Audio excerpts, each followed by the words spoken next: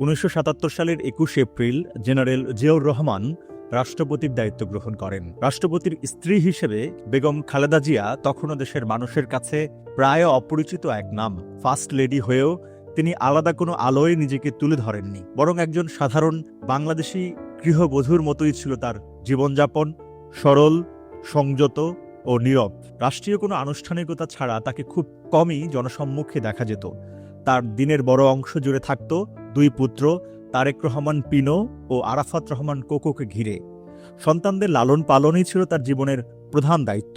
রাজনীতি কিংবা রাষ্ট্রীয় সিদ্ধান্তের জগৎ থেকে তিনি সচেতনভাবেই নিজেকে দূরে রেখেছিলেন। বড় ছেলে তারেক রহমানের কাছে বেগম খালেদা জিয়া শুধু একজন মাই ছিলেন না, তিনি ছিলেন একান্ত আস্থাভাজন বন্ধু। রাষ্ট্রপতির স্ত্রী হিসেবে মাকে তিনি যেভাবে দেখেছেন তার আবেগঘন বর্ণনা পাওয়া যায় নন্দিত নেত্রী খালেদা জিয়া গ্রন্থে, যেখানে তারেক রহমান স্মৃতিচারণ করে বলেছিলেন, আম্মু ছিলেন অত্যন্ত সাদাসিধে মানুষ। রাষ্ট্রীয় অনুষ্ঠানাদিতে যাওয়ার বিষয়ে তার কোনো বিশেষ আগ্রহ আমি কখনো দেখিনি।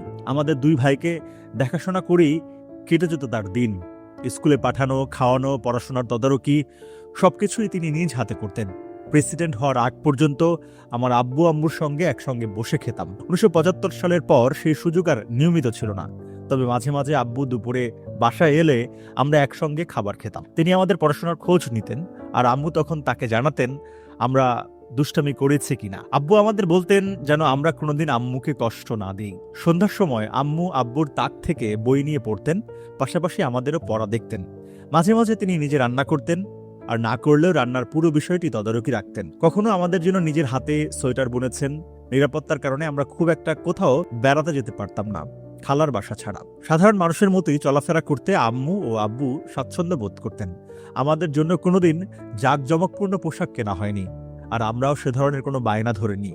আম্মু আমাদের বুঝিয়ে বলতেন, বিকেলের দিকে তিনি বাগানে হাঁটতেন, ফুল গাছে পানি দিতেন, ফুল দেখতেন, আর আমরা তখন তার সঙ্গে বাগানের পাশে ঘুরে বেড়াতাম। আম্মু ছিলেন স্নেহশীল, আবার প্রয়োজনে কঠোর। অষ্টম শ্রেণীতে একবার পরীক্ষায় খারাপ করায় তিনি আমাকে শাসন করেছিলেন। এক পর্যায়ে হয়তো তার মনে হয়েছিল আমার হাত পা ভেঙে যেতে পারে, তাই সঙ্গে সঙ্গে বাঁধন খুলে দেয়। এই ছিল আমার মা। এই স্মৃতিগুলো খালেদা জিয়ার যে প্রতিচ্ছবি ফুটে ওঠে তা কোনো ক্ষমতাধর রাষ্ট্রপ্রধানের স্ত্রী নয়, একজন প্রধানমন্ত্রীও নয়, এক নিবেদিত প্রাণ মায়ের, এক সংবেদনশীল নারী, যিনি নিভৃতেই নিজের সংসার, সন্তান ও দেশের জন্য জীবন উৎসর্গ করেছিলেন।